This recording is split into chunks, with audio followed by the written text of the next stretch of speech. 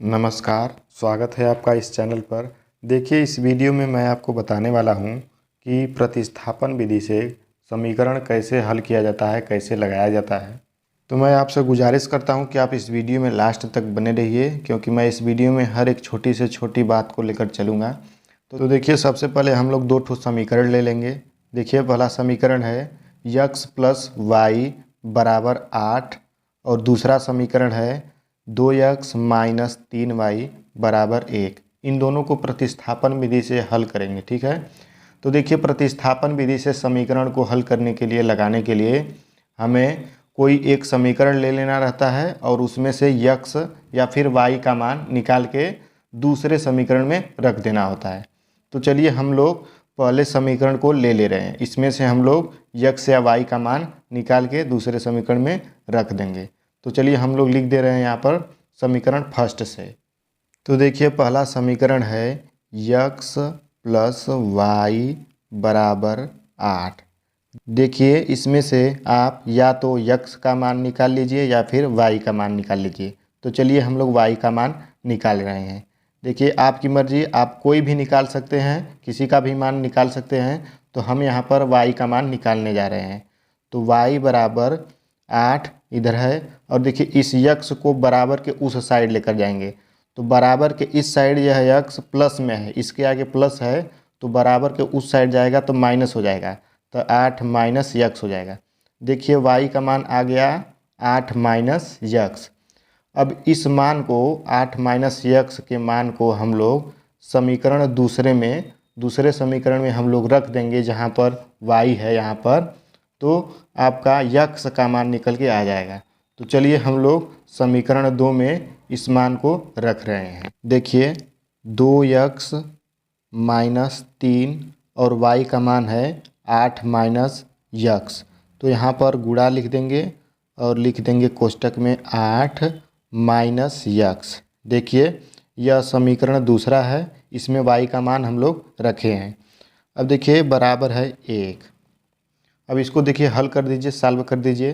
तो यहाँ पर 2x है, तो 2x और माइनस 3 का गुणा कर दीजिए इस कोष्टक के अंदर। तो 8 तरीके 24 हो जाएगा। अब देखिए, यहाँ पर आगे माइनस है 3 के और बीच में भी माइनस है x के आगे। तो ये दोनों गुणा होंगे तो प्लस हो जाएंगे। तो प्लस और 3 का गुणा यक्स में करेंगे तो आ जाएगा 3x। अब देखिए, इधर बराबर 1 है। अब देखिए, जिसमें जिसमें यक्स लगा है, सटा है, उसे हम लोग जोड़ लेंगे। तो देखिए, 2x यहाँ पे है और 3x यहाँ पे है, तो ये दोनों हो जाएंगे 5x हो जाएंगे।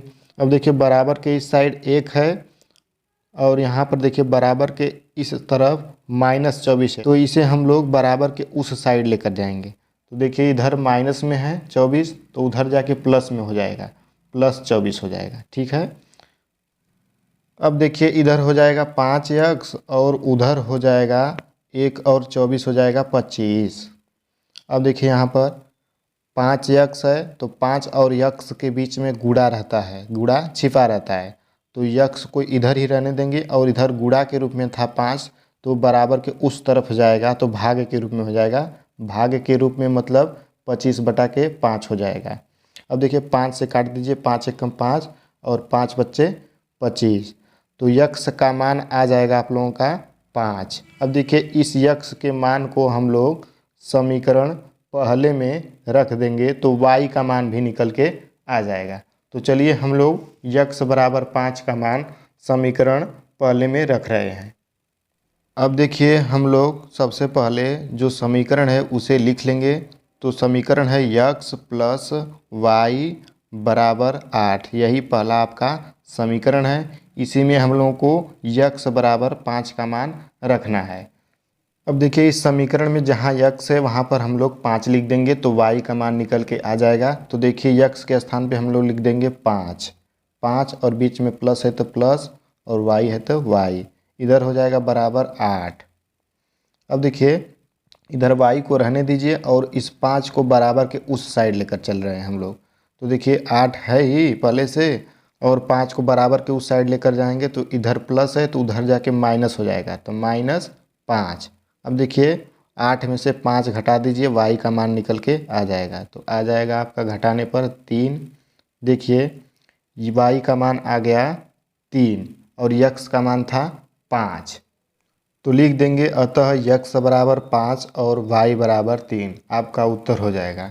उम्मीद करता हूँ आपको यह वीडियो पसंद आई होगी। यदि आपको यह वीडियो पसंद आई हो तो वीडियो को लाइक कर दीजिए तथा साथ ही साथ यदि चैनल पर नए हों तो चैनल को सब्सक्राइब कर दीजिए और इस वीडियो के बारे में एक प्यारा सा कमेंट भी करिए।